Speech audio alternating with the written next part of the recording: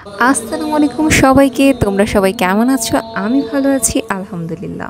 আগের ভিডিওতে আমি আপনাদেরকে তাওয়াফের সব কিছু দেখিয়েছিলাম এবং আমি আপনাদের বলেছিলাম যে সাই আরেকটা পর্বে আসবে। তো এই ভিডিওতে আমি আপনাদের সাইর সব কিছু আমি আপনাদের এখানে বলবো। এর আগেই আমরা দেখেছিলাম যে তাওয়াফ করতে করতে জোহরের আজান দিয়ে দেয় এবং আমরা নামাজে দাঁড়াই। তো জোহরের নামাজ শেষ করে আমরা রওনা দিয়ে দেই সাইর উদ্দেশ্যে। সাইর জায়গাটা একটু উপরে, আমরা চাচ্ছিলাম যে সাই করতে একদম পাহাড়ের সাথে যেন আমরা সাইটা করতে পারি।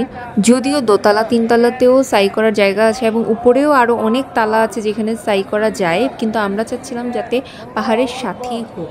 এই দিন ভীষণ মানুষ ছিল, যত মানুষ হাজি ছিল হাজিরা সবাই এখানে তাওয়াফ এবং সাই করতে এসেছিলেন, যার জন্য প্রচুর মানুষ ছিল।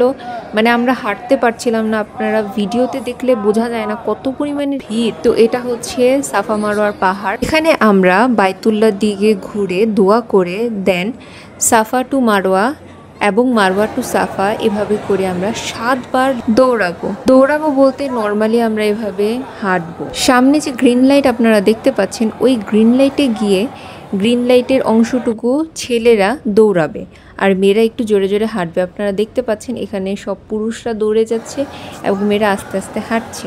একটা জিনিস বলতে আমি ভুলে গেছি, সেটা হচ্ছে সাই করার পূর্বেও আমাদের নিয়ত করে নিতে হবে। যেভাবে আমরা তাওয়াফের ক্ষেত্রে নিয়ত করেছিলাম সেভাবেই নিয়ত করে নিতে হবে।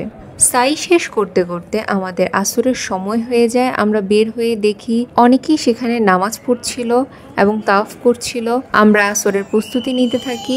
আচ্ছা, অনেকেরই এটা প্রশ্ন থাকতে পারে যে আমরা তাওয়াফ এবং সাইর মাঝে, মানে শুরু হওয়ার পরে আমরা যে প্রত্যেকবার ঘুরবো, তাওয়াফ করার সময় যে ঘুরবো, তখন আমরা কি পড়বো? তো সেটার উত্তর হচ্ছে যে আমরা তখন যে কোনো সূরা পড়তে পারবো। আমরা তখন আল্লাহর কাছে চাইতে পারবো, কান্নাকাটি করতে পারবো, ক্ষমা চাইতে পারবো, যে কোনো দোয়া করতে পারবো। এবং বলা হয়ে থাকে যে তাওয়াফ এবং সাইর সময় যে দোয়া করা হয় আল্লাহ তাআলা সেই দোয়াই কবুল করে নেন। সুতরাং আমরা তখন বেশির চেয়ে বেশি জিকির করবো।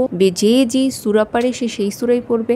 এবং কেউ যদি চায় যে সে কোনো খাতা দেখে বা কোনো বই দেখে সে সূরা পড়তে, সেটাও সে পারবে। আজকের মতো এ পর্যন্তই। দেখা হচ্ছে পরের ভিডিওতে। পরের ভিডিও থেকে আপনারা দেখবেন হজের যাত্রার সম্পূর্ণ কিছু। আর লাস্টে আমি আপনাদের জন্য একটা রেখেছি উপহার, সেটা হচ্ছে আমি একটি ছোট্ট একটা ক্লিপ একামতের, আমি সেটা অ্যাড করে দিব। আপনার ফ্রেন্ডস অ্যান্ড ফ্যামিলিকে শেয়ার করে দিবেন। Thank you.